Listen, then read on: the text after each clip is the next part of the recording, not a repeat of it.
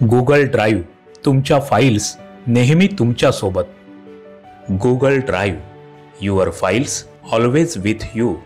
रोशनचा mobile अचानक बिघडला. त्याच्या फोनमध्ये अनेक महत्त्वाची कागदपत्र आणि फोटो होते.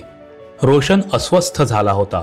ते पाहून त्याच्या बहिणीने म्हणजे मिनलने त्याला गूगल ड्राइव्ह बद्दल सुचवलं.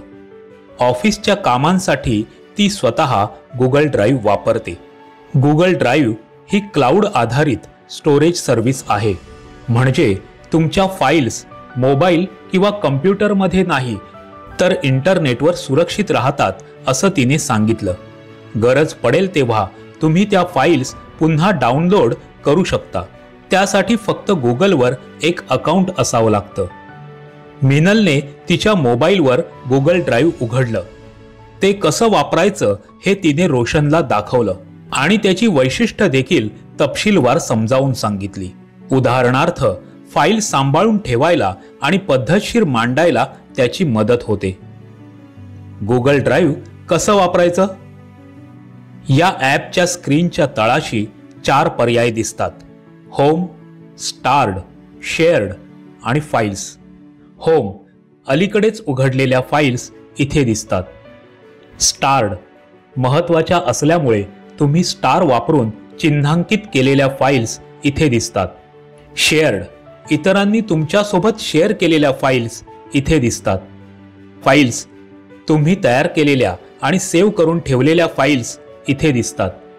फाइल्स कशा अपलोड करायच्या हे रोशनला जाणून घ्यायचं होतं.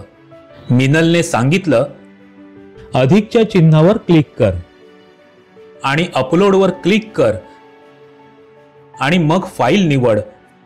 फाईल अपलोड होईल. या फाइल्स ऑर्गनाइज करून गूगल ड्राइव्हवर ठेवण्यासाठी फोल्डर हे फीचर सुद्धा त्यात आहे. न्यू फोल्डर, फोल्डरसाठी नाव निवडा. क्रिएटवर क्लिक करा आणि नवीन फोल्डर तयार करा. आता आवश्यक त्या फाइल्स तुम्ही यात ठेवू शकता. तुम्हाला एखादी फाईल गूगल ड्राइव्हवर असलेल्या एका फोल्डरमधून दुसऱ्या फोल्डरमध्ये हलवायची असेल तर फाईलच्या नावासमोरील 3 ठिपक्यांवर क्लिक करा. मूव्ह नवीन फोल्डर निवडा. मूव्ह वर क्लिक करा. आता फाईल दुसऱ्या फोल्डरमध्ये जाईल. एकदा फाईल अपलोड झाली की ती डाउनलोड करण्यासाठी फाईलच्या नावासमोर असलेल्या 3 ठिपक्यांवर क्लिक करायचं आणि मग डाउनलोडवर क्लिक करायचं. मिनलने सांगितलं, तुम्हाला तुमच्या मित्रांसोबत फाईल शेअर करायची असेल तर ते खूप सोपं आहे. फक्त फाईल आणि फोल्डरच्या नावासमोर असलेल्या 3 ठिपक्यांवर क्लिक करा. शेअर पर्याय निवडा. ईमेल आयडी टाईप करा. व्ह्यूवर, कमेंटर आणि एडिटर यांपैकी एक पर्याय निवडा आणि फाईल शेअर केली जाईल. मिनलने हेही सांगितलं की इंटरनेट नसेल तर गूगल ड्राइव्हवरच्या फाइल्स ऑफलाईन सुद्धा पाहता येतात. त्यासाठी फाईलच्या नावासमोरील 3 ठिपक्यांवर क्लिक करा. मग मेक अवेलेबल ऑफलाईन वर क्लिक करा. आता ती फाईल इंटरनेट शिवायही पाहता येईल. लक्षात ठेवा, गूगल ड्राइव्हवर 15 GB पर्यंत मोफत स्टोरेज वापरता येतं, पण त्यापेक्षा जास्त स्टोरेजसाठी शुल्क द्यावं लागतं.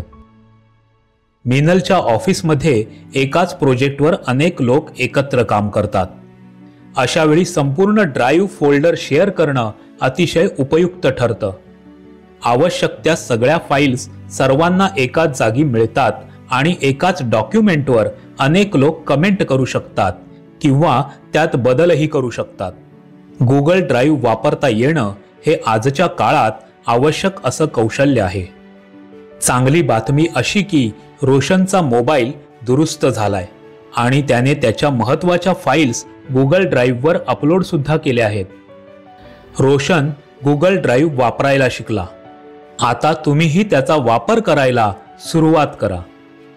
सोप्या पद्धतीने गूगल ड्राइव्ह कसं वापरायचं हे या व्हिडिओच्या माध्यमातून तुम्हाला सांगितलं. फाईल सुरक्षित ठेवण्यासाठी, इतरांसोबत एकत्रित काम करण्यासाठी आणि पद्धतशीरपणे कामं होण्यासाठी याची मदत होते. आता डिजिटल कामं अधिक सोप्या पद्धतीने आणि व्यवस्थितपणे करता येऊ शकतात.